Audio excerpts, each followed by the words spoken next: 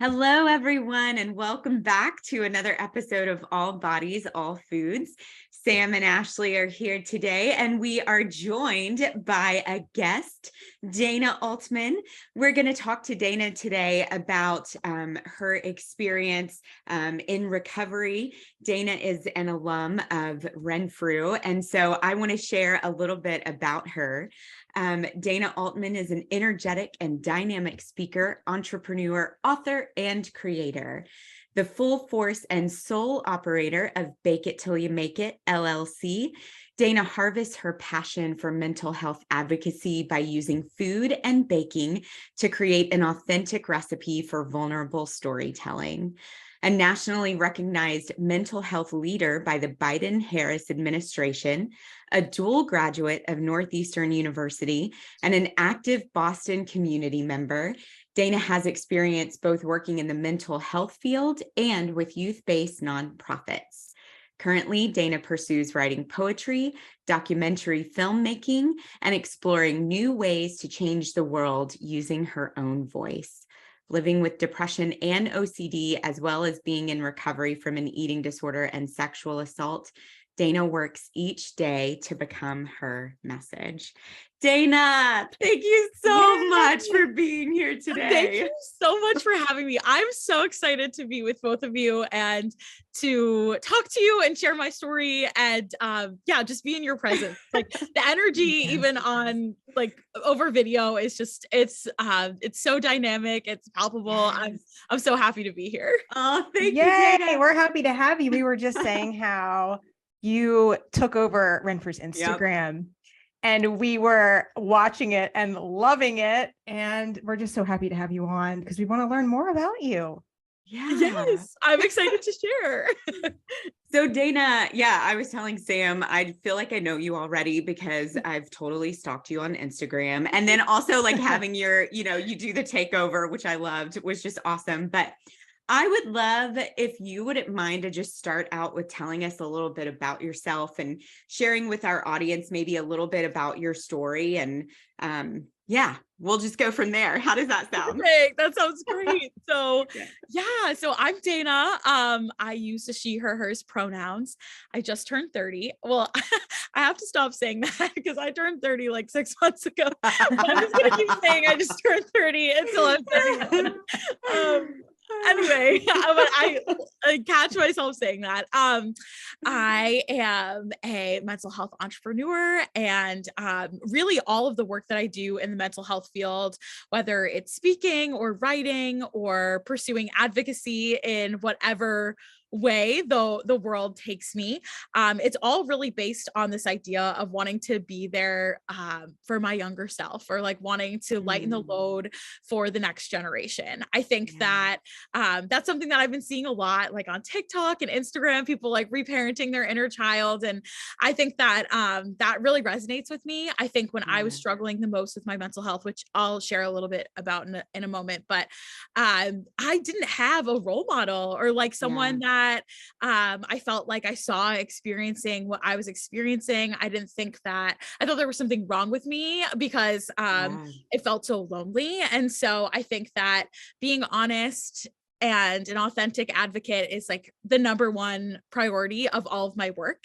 I think that's something that has really been helpful for me in recovery too.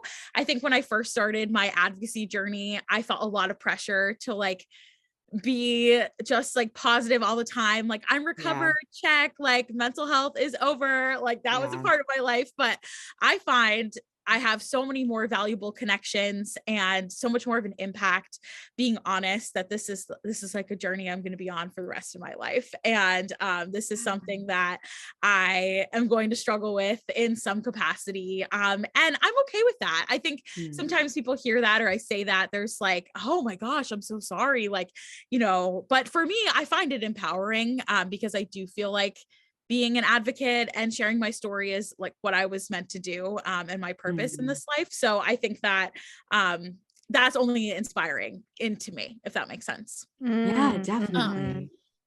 So, but in terms of my own story, so I grew up really struggling with my mental health kind of my whole life. I think my parents, my mom in particular, has a very unhealthy relationship with food. And so growing up in that environment, I didn't realize like you could like your body or love it, or like there was a life outside of being on a diet. Like I really, sometimes I share that and people are surprised, but I'm like, imagine being like a little kid in that environment. Like you don't know any different, you know, like, growing up as a millennial, and like seeing on TV and like 17 magazine, like all of the media I was consuming too was very diet focused, very body focused. And so of course, like that for me meant like that was inspirational to me. Like if I was going to be enough, if I was going to have love, then like I was going to be the smallest possible or like the most perfect person. And so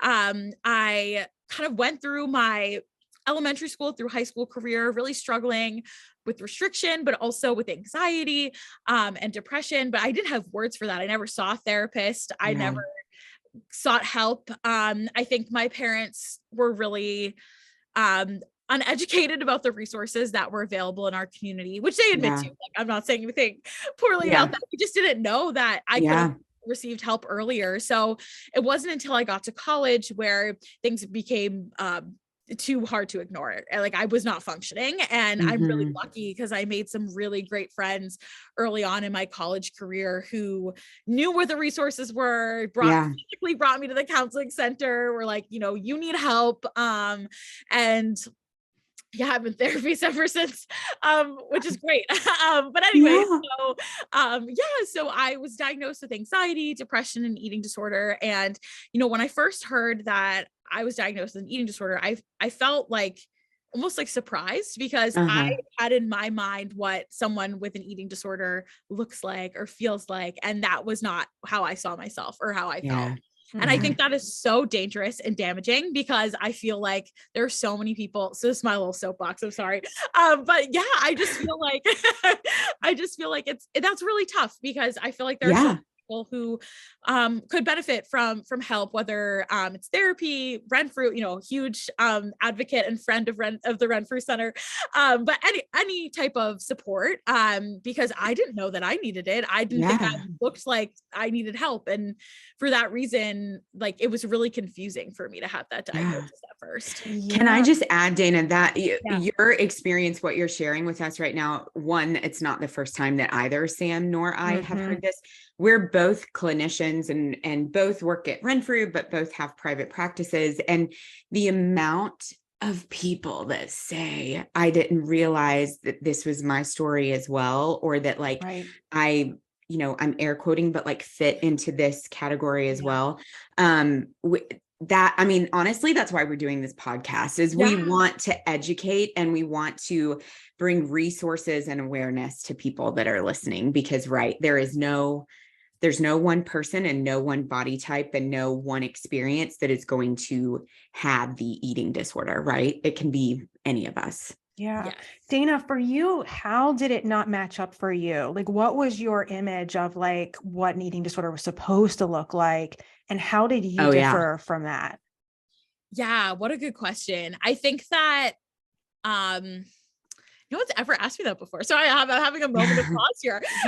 No, that's a great question. Yeah. I guess like, for me, I thought about like my idols in the 90s, like Britney Spears, like, you know, celebrities in that capacity. But I also think that something that my mom and I would do, or my mom would ask me to do, would be to like compare her body to other bodies. And for me, having like that comparison game, I think, especially early as a young kid, I think for me, I just always felt like I'm going to compare myself to like the person, like the thinnest person in the room or whatever. And like that, if I'm not them, then like then I don't have an eating disorder, which is so not true at all.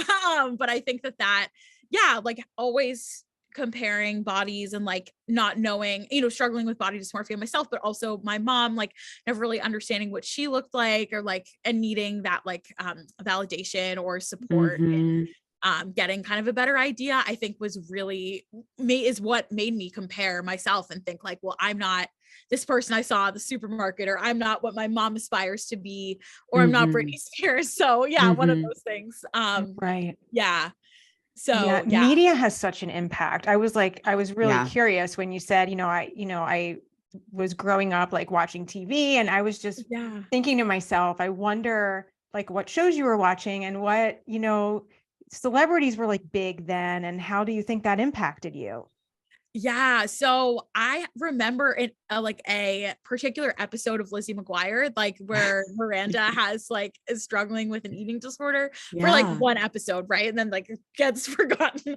But I think I think that's kind of what I thought eating disorders were. Like I remember it so vividly. Like she passed out or something. And like that was when like everyone knew she needed help. Where like I think that really impacted me because I was restricting like most of my high school career and like no one ever really knew. I don't think I even knew what I was doing, to be honest. But yeah, so I think like that type of show. I've also seen like on TikTok like episodes of Zoe 101. I don't remember that like show specifically contributing to like a narrative that made sense for me, like eating disorder wise, but I see it now and I'm like, oh my gosh, wow, like our generation, that's what we saw. And right. And And I the think symptoms aren't always so obvious. Like not everyone is like passing out when I mean they have an eating disorder, and it's like restricting gets so lost in diet culture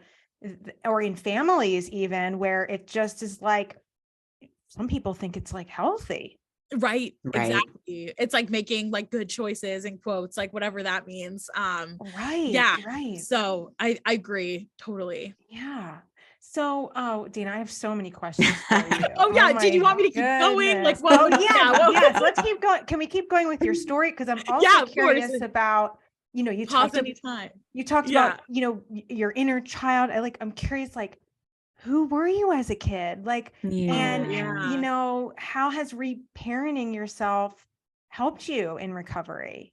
Yeah, that's such a good question. I think I was really bubbly, like kind of like I still am today. But like, I was just gonna say, a really bubbly kid who always had like a smile on her face and like a bow in her hair. And I think I'm still very much that person, but I think that I have the language now and the understanding now that like I don't have to be her all the time. Because I think growing up, that was like the only way I thought like people, that's what I got compliments on. People were like, oh, you're so smiley, like so bubbly. Like, so of course I'm like, okay, like smiley is like what I have to be in order to get attention or get love or whatever. And now I have reparenting my inner child, which is like, I think almost like just beginning for me, to be honest, is really helping me now understand that like there's so many parts of me. And like, yes, my energetic, like bubbly self might draw certain people to me, but like there's other pieces that are not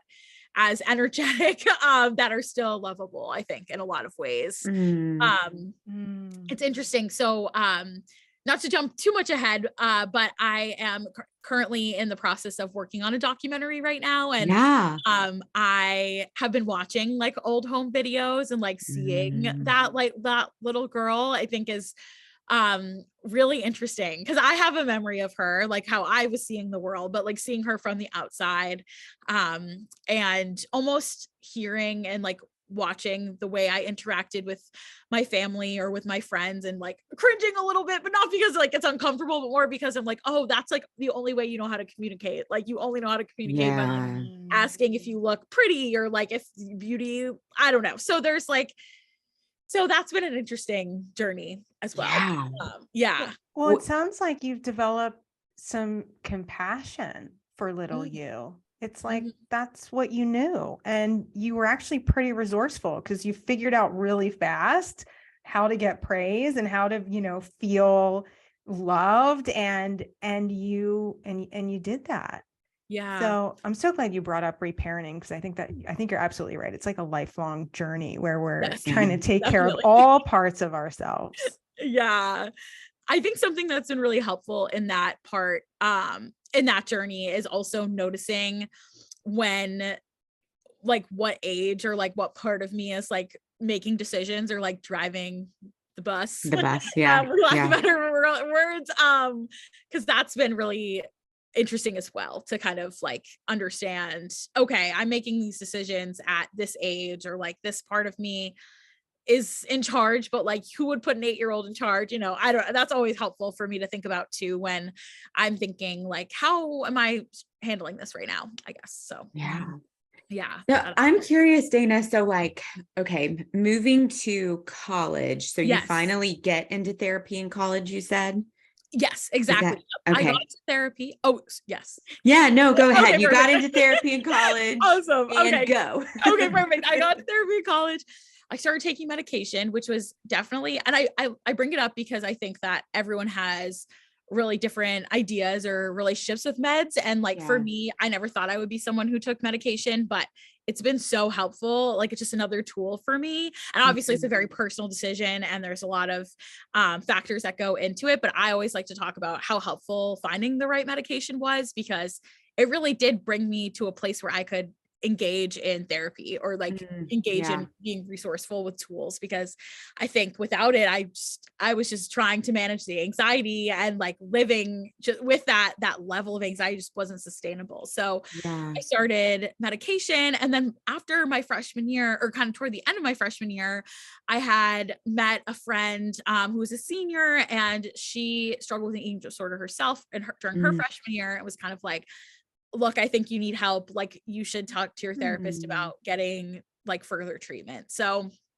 I spent the summer, that whole summer, in different programs. I think my first experience of eating disorder treatment was really hard. I think that I had in my mind, I was like, I'm showing up, I'm going to be better. And like the questions I was being asked to like think about the relationship I have with my family, like think about how I'm going to cope if I'm not restricting. I was not ready for that. And so that made the first experience that I had in treatment like really hard, because I think that I also had in my head that like, if the treatment wasn't working, then like, what's wrong with me? Like, what am like, I'm broken because like I'm showing up every day for 6 weeks and like, I feel worse. And I'm really grateful to have had the resources, like the therapist I was seeing over that summer, was able to see like, now it's not necessarily treating the eating disorder, like the depression is really scary, and like the suicidal ideation really came to something that I wasn't able to resist or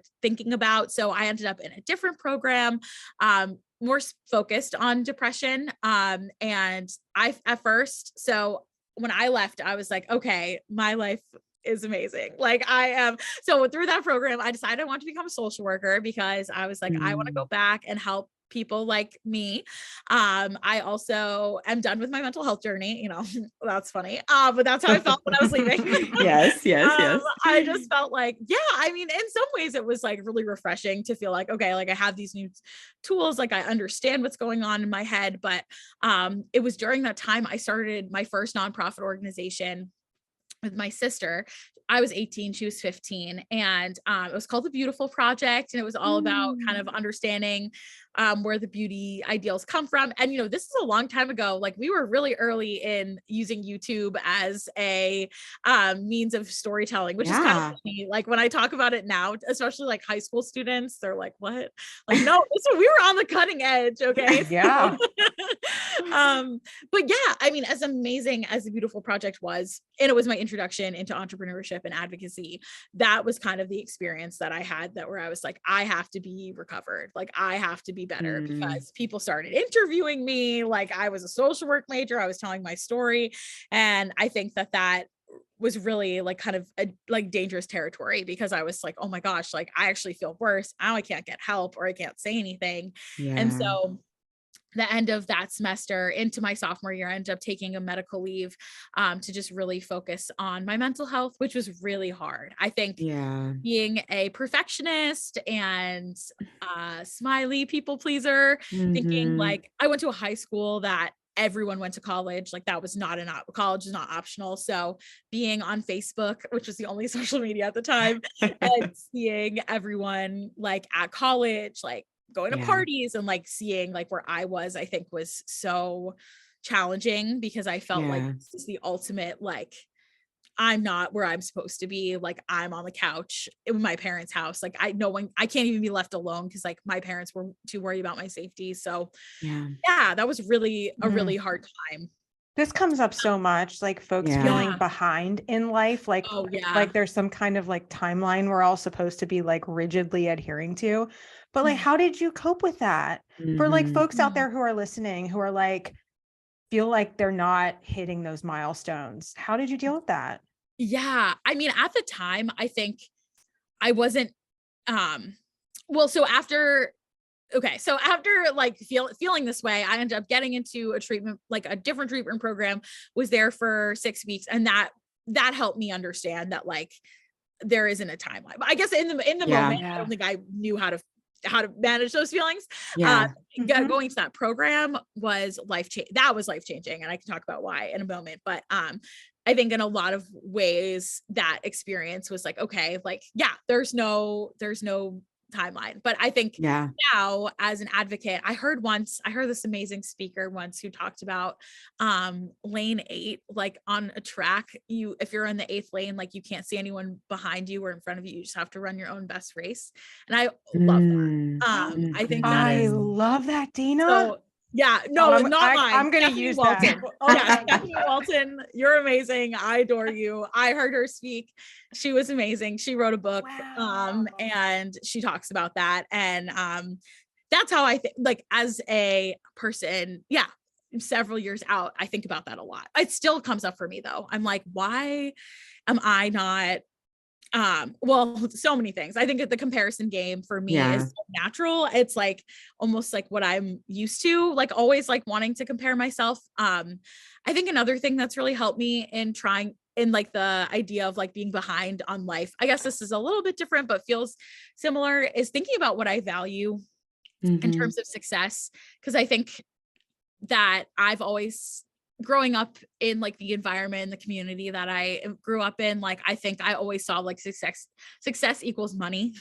And that is not something that I am making right now as an entrepreneur, as someone, but I think like something that's really helpful is thinking about like, what do I value? Like I value helping people. I value getting people to therapy. I value like traveling, like, all of these things that have been, that has really helped the like, why am I not further along? Why am I not making money? Like, why am I not, like those types of things. That's helped now thinking about like, what do I actually care about? Like, do I really care about, like, I mean, you need to live, but like, I don't think that is how I see success. So I think that's been really helpful too. I mean, so identifying your values is a game changer. Yes. It's one of the first things we do in treatment. It's like, you know your values. Well, let's come up with 5 if you don't. And people are like, values, how do I, what are those? Well, I was going to say, so many people that find themselves in treatment really don't even know the value system, right? Because you mentioned that, and we all have them, but like maybe we've been so disconnected from them for so long because we have been playing that comparison game, or the mental health has just taken over our lives so much that we just don't even know how to speak what it is that we do believe in, that we do want. Well, that's the thing with it, especially in eating, when you have an eating disorder, the eating disorder picture values for you. Yes. It's like, you're going to care about food, you're going to care about the scale, and all those deeper values sort of like go underground. And recovery's like digging them back up. It's like, okay, what do you like really care about? Right. Yeah, that really resonates with me too. So I love that. Thank you.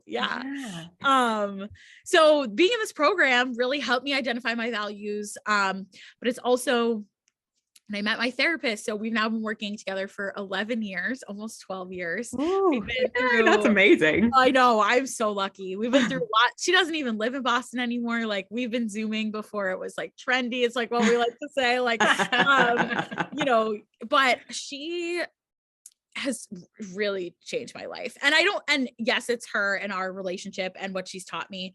But I think like from a perspective of like trusting myself, which is something that I never had and I'm still working on, she has helped me figure out, like, I guess I always thought going to therapy was like, you just sat with a therapist and they told you what to do. And like, she does not do that for me ever. And like, at first I did not like that. I was like, why you're not telling me what to do? But like being able to see that like, I actually can figure it out, like with her support, of course, but like that she doesn't need to tell me what to do. I already know what to do, has been life-changing for me. And that has been just one of the best gifts that I've gotten from her. So, very It, grateful. I wanted to say, just, it sounds like you have your voice. Like, not only are you able to reparent Yeah. yourself, but you're able to intentionally move through life the way you want to now. Does that feel accurate? Oh my gosh, absolutely. Thank you so much for saying that. I think I've worked so hard. So like to hear that you hear that and see that is really amazing. And I so appreciate it. Cause like, I really like what we were talking about with values before, even before treatment, like in middle school and high school, I feel like I was just going through the motions. Like I just wanted to be like everyone else and fit in. And that is not me, like at all. I have a very supportive partner, who is like, you know, just really embraces the fact that like, he's like, you're not like everyone else in the best way. Like this is like the fact that you even wanted to be like, is funny because like you were so special. And that really, means a lot to me too, obviously. That's awesome. But yes, I'm very grateful for that. So anyway, so I went through this program. I ended up transferring schools. I ended up going to Northeastern. Yeah. That was huge. I love Northeastern so much. However, I don't think that wherever I started college, I don't think I would have stayed. Like, I don't think that it was the college that I went to had anything to do with like, I don't know. Like, I guess I don't put any blame on like the college that I started at because it was like, I wasn't ready. And so I feel like if I started at Northeastern, I probably wouldn't have stayed. So my Northeastern college days were exactly what I needed them to be. They were wonderful. I did so many things I didn't think I would do. I ran for homecoming queen. I started an Active Minds chapter, which is like a mental health organization. That's dedicated to changing the conversation around mental health. I became a leader. I like just normal, and it was great until my fourth year of college. So at Northeastern, most students do 5 years of school. And that was actually one of the reasons I wanted to go, was because I couldn't imagine like seeing my class graduate without me. Like there was just something about it that just like didn't feel good. So I love that everyone in Northeastern was kind of like on their own timeline. And so my fourth year, in the first semester, I remember telling my therapist that I want to study abroad. Like that felt really important to me. But we both agreed that like 6 months, I was not ready for, I don't think I would be ready for that ever. I'm such a homebody. Like I love my own space and comfort. And so, that wasn't going to happen. So I am Jewish and I wanted to go on Birthright. And Birthright is an opportunity for people who are Jewish to go abroad for free for 10 days, like your birthright to go to Israel. And unfortunately, I was sexually assaulted while I was there. And that changed everything. Like that is the moment that I was like, what did I just spend 4 years doing, 3 years doing? Because I have no coping skills anymore. And I think it was really hard. And it was not something, unlike my eating disorder and unlike my mental health journey, like speaking about being a survivor was not something that I did until like 2 to 3 years later. And I'm like, I think about that a lot. I think there was a lot of, unfortunately, I think a lot of my first contacts were kind of like, well, was it that bad? Or like, are you overreacting? And like that, whenever I speak to students or anyone I can, I always say like, just be a friend. Like, you don't need to be investigating. Like, just because I truly think that would have helped my healing process. Oh, thank you. Like, I really do. And so it was a long time ago, and yet the healing still continues. And, I did a lot of things that were helpful during that time. One of them, of course, like continuing to see my therapist. And, but I think another big one was advocacy. Like, even though I wasn't identifying as a survivor myself, I started a fashion show at Northeastern where I donated all the clothing afterwards to like rape crisis shelters. Wow. Oh, thank you. That was one of my best events. And I've done a lot of stuff to this point, and that thank you.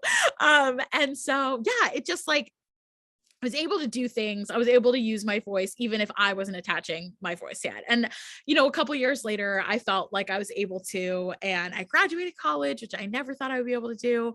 And I ended up working at the place that I said I was going to go back to, the treatment center that I was like, I'm going to come back here and be a social worker. So I worked there for 2 years, and it was a great experience. It really was. Sometimes I think about it and I'm like, should I have stayed longer? Because I really did. Like, I really valued my time there. But I think I was like, I think that my skill set is maybe better for macro level change. Like, I don't know if I'm help. Like, I do feel like it was a good experience. Like, the individuals that I got to work with, I hope benefited from my time there, but I just felt like there was so much more. I had the resources in me to create bigger change and not necessarily be like being a one-on-one clinician just like wasn't what I was going to do. So I went back to Northeastern and to pursue my master's of public health. But it was during that time I went to Renfrew. So so that was surprising for me. I'm so grateful. Oh my gosh. I had just the best experience at Renfrew. And I'm very open about that because it truly changed my life and my recovery. I think going back to school was hard. Like, I think growing up, seeing an A on a paper and feeling like I am an A, all of the work that I had done, going back to that environment and starting to get papers back and not do well in school, like that's hard to rewrite. You know what I mean? Yes. Yeah.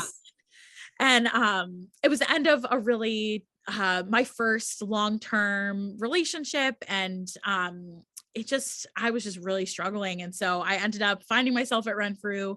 And at first, I think I was not super excited to be there.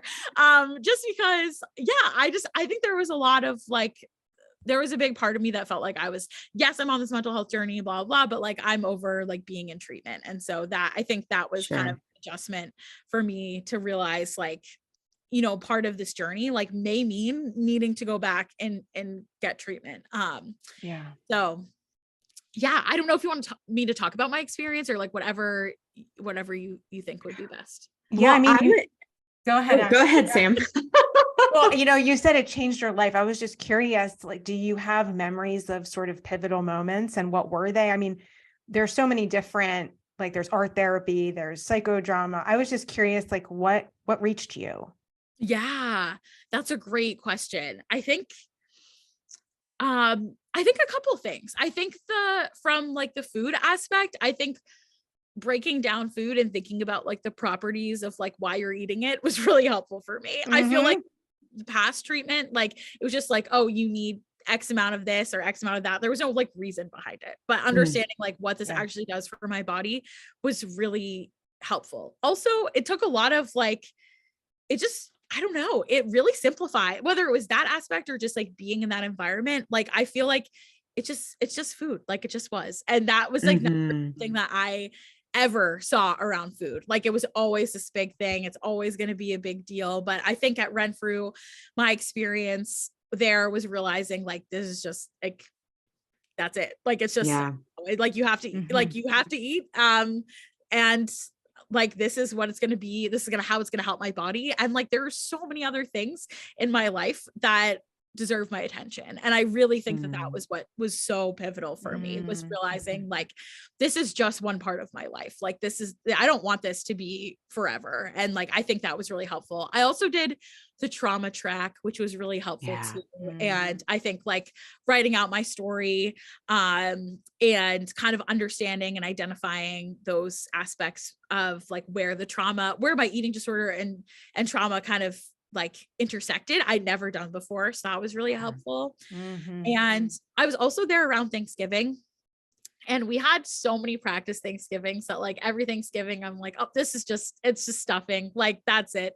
Like, it was like having that experience of just like realizing that, I don't know. I think that like being there around the holidays was super helpful for me, and something that I try and share with a lot of people who struggle around food. Even my therapist was like, that's such a good practicing and recognizing that like, not giving it the power that I was giving it was really that was for me. Yeah. Holidays can be such a hard time in recovery. And it can be such a relief to have the support in a treatment center. Especially Thanksgiving. My gosh, that's a big one. Exactly. I think just like taking the power out of the food and putting it into me and like my story. Yes. Was like the best thing that I got Yeah. out of the Renfrew experience. Yeah, that's amazing. Thank That's you. awesome, Yes, Dayna. thank you so much. No, it was wonderful, and I love that I continue to get to work with Renfrew. It's so cool. Yeah. So it was during this time that I started Bake It Till You Make It, which I thought might be a good. I don't know. Where are you thinking? Yes, let's talk about it. So I just want to quickly say, like, one of the things that has captivated us about your story, Dayna, is really how you've kind of moved your recovery story. First, I want to acknowledge that at the very beginning of this, you said recovery is it's an active journey, right? Mm-hmm. It is an active daily thing, which is great. Like, I think we should hear those words, right? But that you've moved your recovery into action specifically. So that macro level change, so I would love to learn. I think Sam, maybe, I don't know if you mentioned this yet. Like, I want to hear about your trip to the White House. Like, we want to hear. You talked to the Surgeon General. I did. Yes. Oh, I have to hear this story. Okay. Yeah. Yes. So I'll give you a little context with Bake It Till You Make It, and then we can talk about that. I think that would be okay. So right before I went to Renfrew, actually, so the summer before my second year of grad school, things were just, one of those moments in your life where like everything's going wrong. So it was like the end of my first relationship. I got into this car accident. And that was very pivotal for me because I wasn't living on campus. I was back with my parents in the suburbs. I didn't have a car.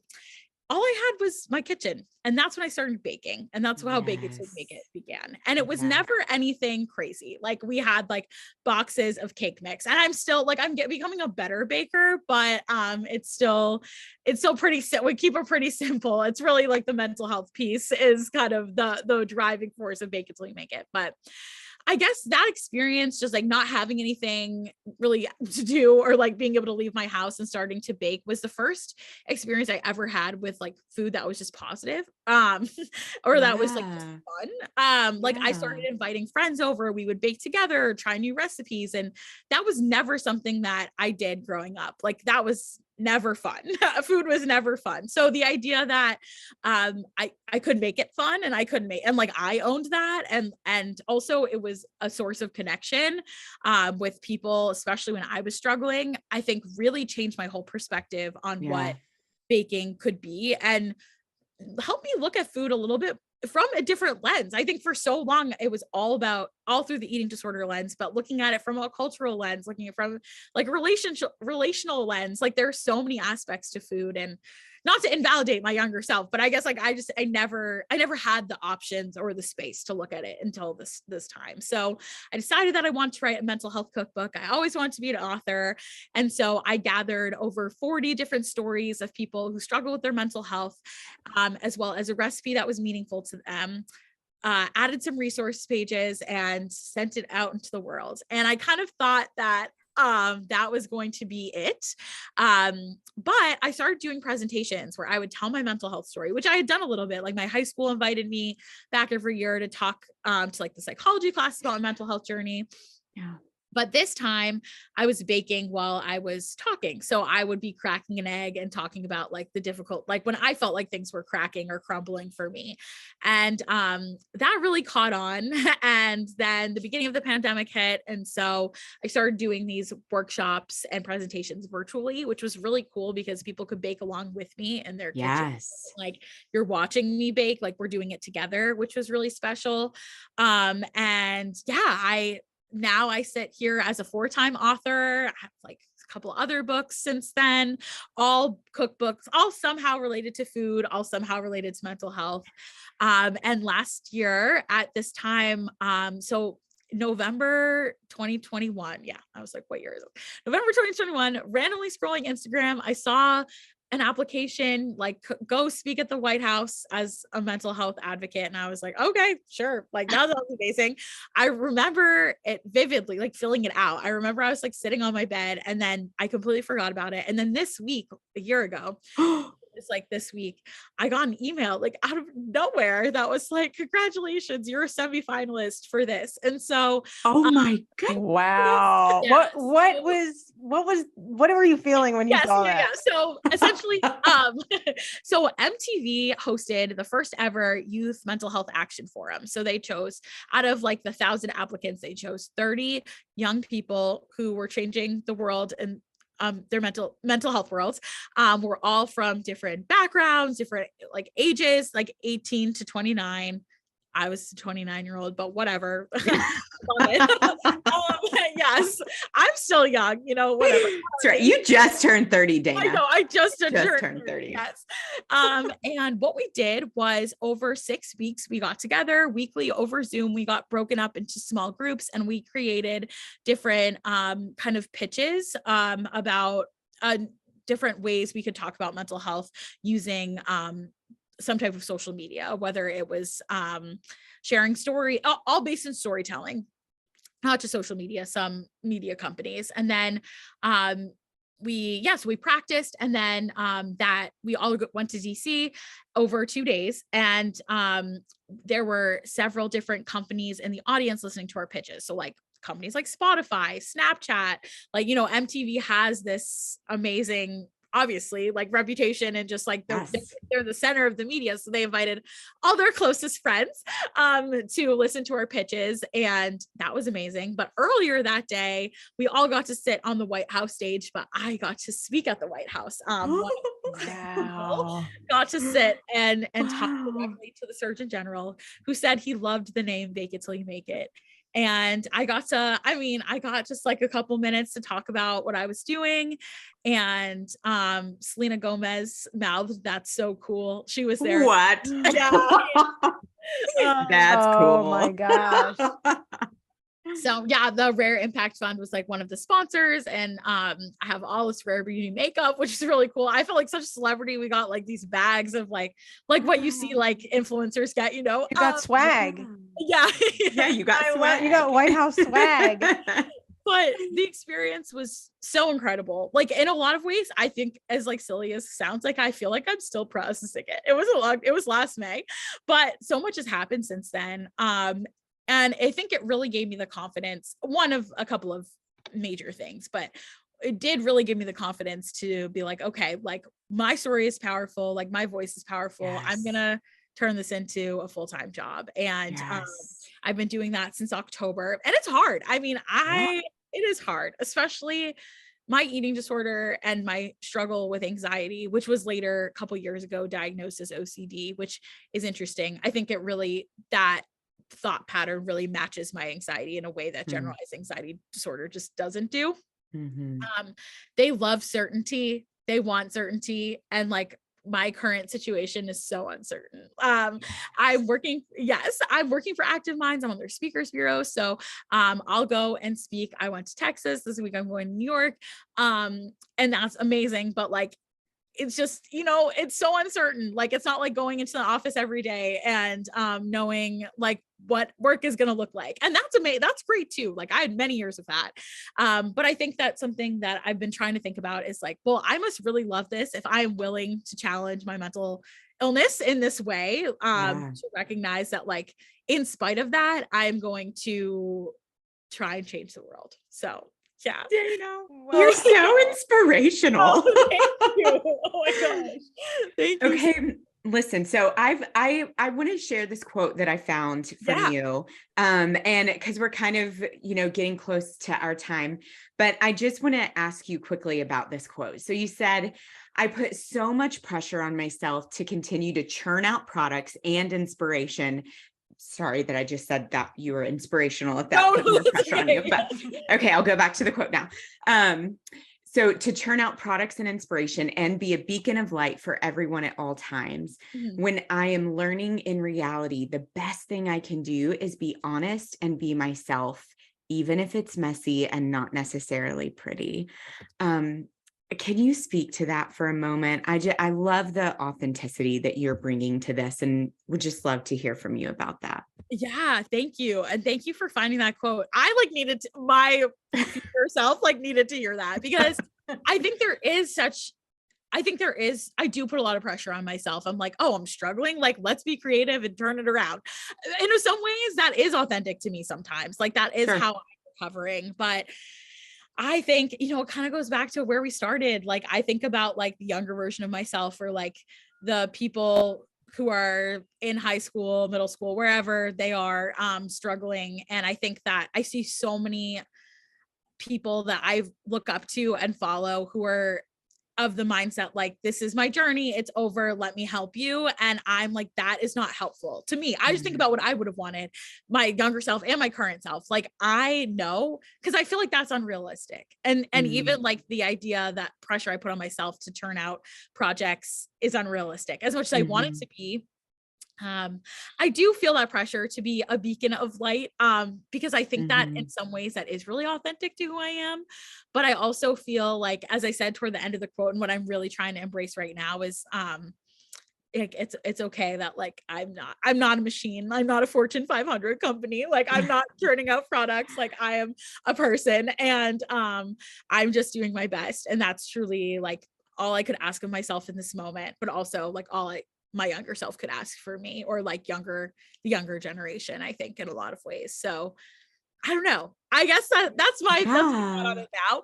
But I also think, I guess just like the last thing that I'll add is like, I think that I also want to honor that sometimes like that is the way I feel and find recovery, like in being creative, and that's awesome, but it's not all the time. So honoring that. Yeah. I love it. Dayna, this has been amazing. Thank you. For me as well. I'm so glad you think so. I'm like, oh my gosh, I'm just like blabbing along. I hope so. I really appreciate the opportunity to talk to you both. It's quite amazing to be here. Oh, we're so happy to have you. And I hope maybe you even come back for another episode one day. Oh, yes. Part 2. Yes. Anytime. I would love that so much. Okay. So thank you to our listeners. Thank you for listening to All Bodies, All Foods. I hope you enjoyed the story of Dayna and all that she's been through and all she's accomplished. If you love this episode, you can support us by subscribing, rating, leaving a review, or sharing with others. And if you want more, follow us on Facebook, Instagram, Twitter, and TikTok. Our handle is @Renfrew Center. For free education, events, trainings, webinars, resources, and blogs, you can head over to our website, www.renfrewcenter.com. And if you have any comments or questions you'd like us to answer in a future episode, you can email them to podcast@renfrewcenter.com. I hope you join us next time on All Bodies, All Foods.